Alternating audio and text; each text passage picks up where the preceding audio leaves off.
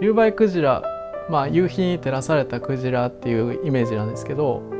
欅はこう漆を塗るとちょっと僕のイメージはちょっと赤くなるイメージなんで、クジラモチーフとそういう照らされた様子っていうのを夕映えクジラ、夕日に照らされた様子っていうのを題名にしました。やっぱりこう自然界でこう生きていく上で確立した造形美っていうか、理にかなった美しさっていうのは自分の作品にも取り入れたいなと思って、僕が流線形が好きで、そのシュッとしたパキッとした形が好きで作っているのが今までで、今回はちょっとゆったりとまったりしたようなこうクジラの優雅な感じを表現できるように、いつもよりかはちょっと抑えめで削った感じではありますね。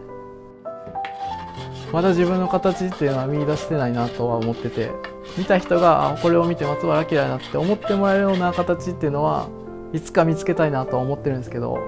いやまだやなとは思って作品作りしています。